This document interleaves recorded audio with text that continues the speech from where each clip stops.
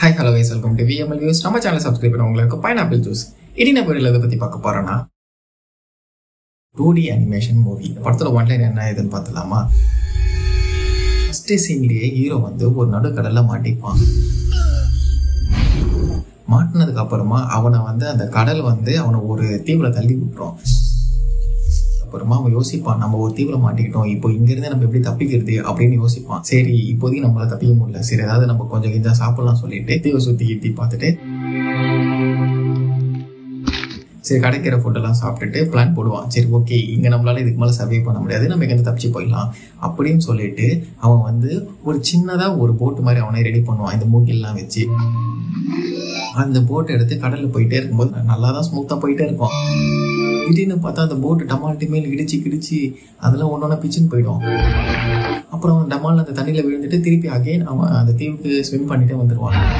என்ன ஆயிடுச்சு, இது ஏதோ ஒன்று இடிக்குதே அப்படின்னு சொல்லிட்டு திருப்பி கொஞ்ச நாள் கழிச்சு அதை விட ஒரு பெரிய போட்டை ஒன்று ரெடி பண்ணி திருப்பி அவன் அதே கடலில் அப்படியே போவான். அப்போவும் என்ன ஆகும்னா திருப்பி அதே மாதிரி ஏதோ ஒரு மிருகம் மாதிரி ஏதோ ஒன்று டமால்ட்டி மேல் இடிச்சு திருப்பி அவன் தண்ணியில் விழுந்துருவான். செம்ம டென்ஷன் ஆகி திருப்பி தீவுக்கு போயிடுவான் ஸ்விம் பண்ணிட்டு. இப்போ நாள் கழிச்சு நல்ல இதை விட ஒரு பெரிய போட்டை ஒன்று ரெடி பண்ண சொல்லிட்டு ஒரு பெரிய போட்டு ஒன்று ரெடி பண்ணிட்டு அந்த போட்டில் போவான். அப்போ போகும்போது ஏதோ ஒன்று இடிக்கிற மாதிரி வரும். என்னன்னு பார்த்தா அது கலர்ல இருக்கிற ஒரு ஆமை. அவனுக்கு தெரிஞ்சிச்சு இந்த ஆமை தான் இடிக்குது அப்படின்னு சொல்லிட்டு ஒரு குச்சியத்தை அந்த ஆமை அடிக்கலான்னு போவான். அந்த ஆமை கொஞ்சம் மறைச்சிடும். திருப்பி அந்த ஆமை என்ன பண்ணோம்னா அந்த போட்டை இடிச்சு கீழே தள்ளி விட்டுரும். ரொம்ப டென்ஷனாகி திருப்பி அவன் அந்த தீவுக்கு வந்துடுவான். கொஞ்ச நேரம் கழிச்சு அந்த ஆமை அந்த தீவு போகிறோம். அதை பார்த்துட்டு அவன் என்ன பண்ணுவான், ஐயோ இந்த ஆமையை விடக்கூடாது, ஏன்னா இது நம்மளை இங்கேருந்து போவே விட மாட்டேதுன்னு சொல்லிட்டு ஒரு குச்சி எடுத்துன்னு போயிட்டு அந்த ஆமையை அடிக்க போவான். அதுக்கப்புறமா அந்த ஆமையை அவன் அடிச்சானா இல்லையா, அந்த தீவுல இருந்து அவன் தப்பிச்சு போனானா இல்லையா, அதுக்கப்புறமா அந்த தீவுல நடக்கக்கூடிய சுவாரஸ்யங்கள் என்ன ஏதுதான் இந்த படத்தோட மீதி கதை. இவ்வளோ நேரம் பார்த்துட்டு இருந்தீங்களே, இதோட ஸ்டாப் பண்ணிட்டு நீங்கள் போய் இந்த படத்தை பார்த்தீங்கன்னா பெட்ரு. இதுக்கு மேலே நான் இந்த படத்தில் இருக்க கதையெல்லாம் சொல்ல போகிறேன். ஸோ அதனால இங்கேயே ஸ்டாப் பண்ணிட்டு போயிடுங்க. அதுக்கப்புறமா ஏன் கதை இங்கேயே சொன்னலாம் கேட்கக்கூடாது. என்ன சாரே மனசுல ஆயோ. அதுக்கப்புறமா அந்த ஆமையை அவன் என்ன பண்ணுவான்னா ஒரு பெரிய குச்சியத்தை அந்த ஆமையை அடிச்சிருவான். ஆமையை அடிச்சதுக்கு அப்புறமா ஒரு மாதிரி லைட்டாக மயக்க போட்டு விழுந்த மாதிரி விழுந்துடும். அதுக்கப்புறமா என்ன பண்ணுவான், அந்த ஆமையை கரட்டி போட்டுட்டு அவன் போயிடுவான். ஆளைக்கால பார்ப்பா அந்த ஆமை இறந்து போயிருப்போம்.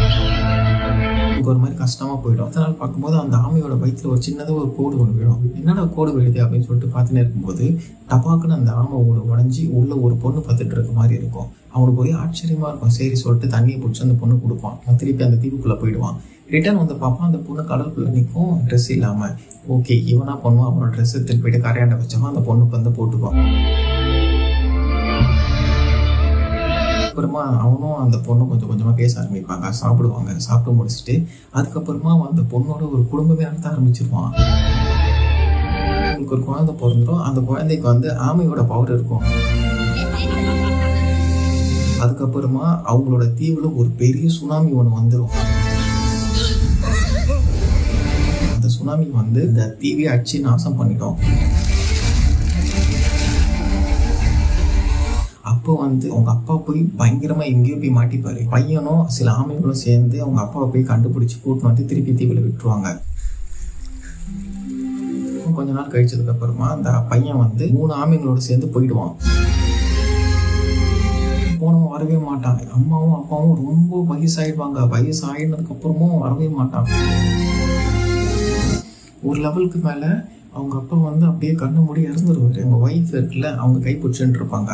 அப்படியே அவங்க கை அப்படியே ஒரு டிரான்சாக்ஷனா மாறி அந்த டர்ட்டலோட கையா மாறிடும். அந்த ஆமை அப்படியே அவனை விட்டுட்டு அப்படியே அது தண்ணிக்குள்ள போயிடும். இதோட படம் முடிஞ்சிடும்.